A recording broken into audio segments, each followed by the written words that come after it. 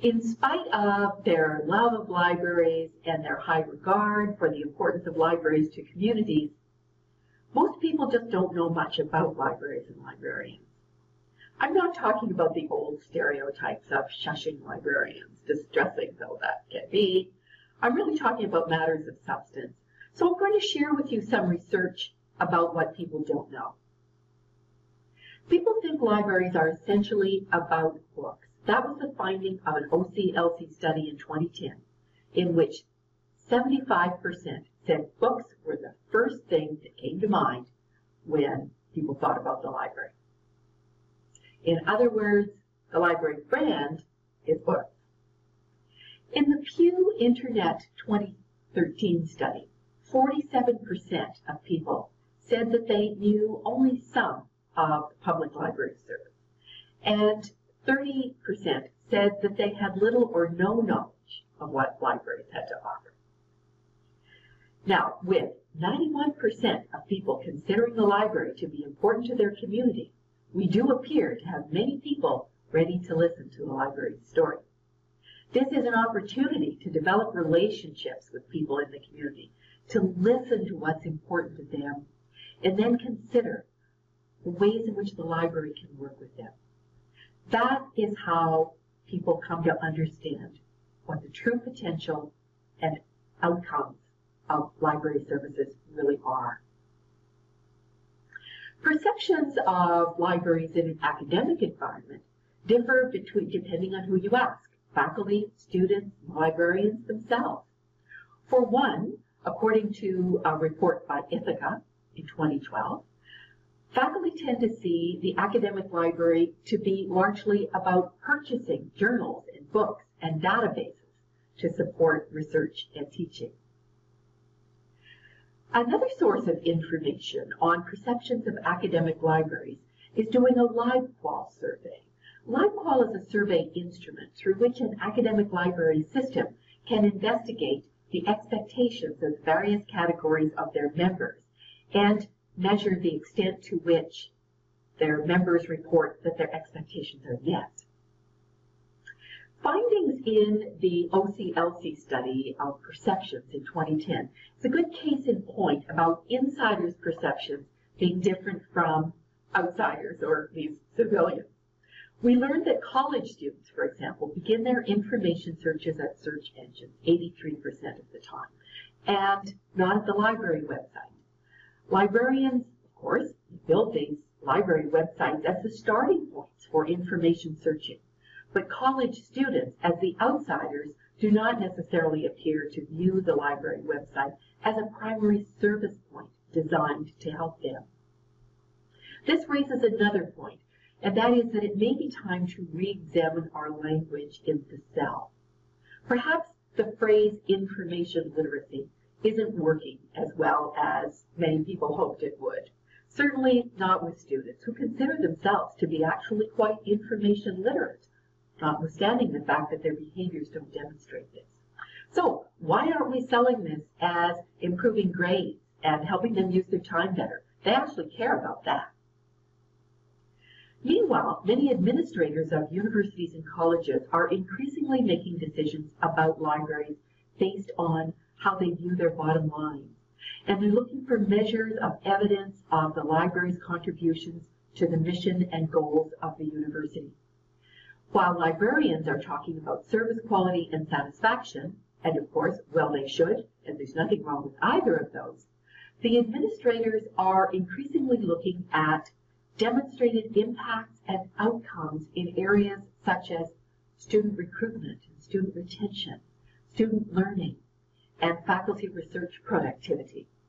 This imperative to demonstrate impacts on priority areas is the focus of a major report for the Association of College and Research Libraries, which is a part of the Value of Academic Libraries initiative.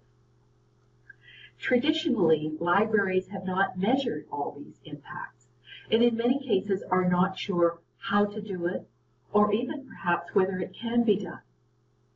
It's interesting to note that though librarianship has fairly standard definitions and measurements of outputs, including counts of stock and square footage and transactions and so on, we do not have agreed measures of outcomes and impacts throughout the sector. This is actually quite challenging methodologically. However, it is essential that advocates understand the expectations and make disciplined efforts at such assessments, and above all, learn about communicating impacts effectively in the language of their decision makers and their communities, and in effect to demonstrate that they do indeed get it. And of course, this imperative is not limited to academic libraries. It's true of all types of libraries. In special librarianship, where the librarian tends to be the brand and the service, librarians have learned to be proactive and have become deeply embedded in the work of their parent organizations rather than stay with any traditional model of waiting for explicit requests for information. How much do we know about the perceptions of librarians that are held in the special library context? Stephen Abram, former president of the Special Libraries Association, provides us with some summary information. SLA did a major study on the perceptions of librarians where we interviewed chief executive officers, senior civil servants, people who influenced the success of librarians. There was good news and there was not so good news in it. The good news is we're highly respected for our skills, our competencies. On an individual basis, we do very well with the relationship side of things. The not so good news is that our number one weakness was that we're too slow. And some of the identification of that is that we wait till something's perfect before we deliver it. So the learning we had was deliver research in phases so that they could do it. Like the time crunch in the corporate sector is very different than academic or public libraries or homework. They need to know it quick. We give too much. Like, we want to have comprehensive answers rather than good enough answers. And so there was some learning in that research around how to up our game, largely in terms of behaviors. We can still do the great answer and make it fulsome and comprehensive and authoritative, but we don't have to wait until it's almost too late. The Special Libraries Association, however, has had a challenging time to retain consensus on the use of the term libraries in its association name, perhaps reflecting the low level of knowledge in society of what libraries actually do. The association's research implied that the name might actually be a barrier, although that research certainly did affirm the value that corporate executives placed on good information. So although SLA members in the end voted against changing the name of their association, they did strengthen their commitment to communicate their unique value within organizations. Now this demonstrates another solid advocacy principle, which is take nothing for granted.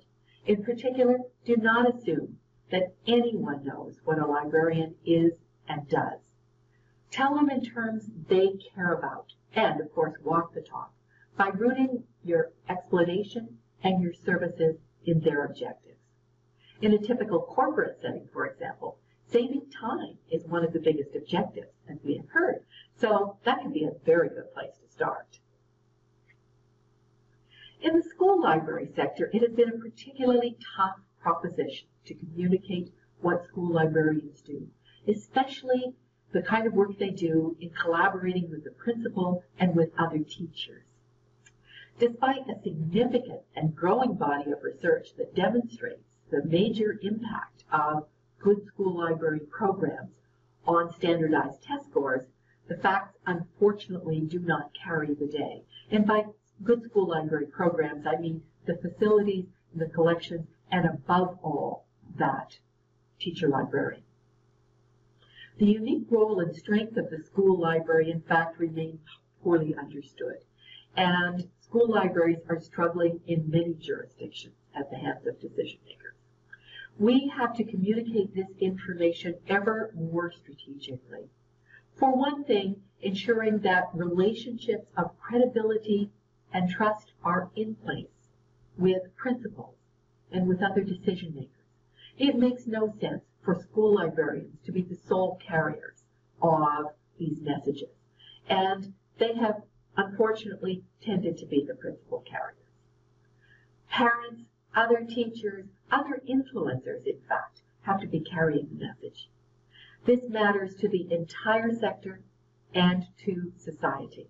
When we look just at the difficulties that first-year university students have doing research for their papers, we see only one of the impacts of poor information literacy skills, don't we?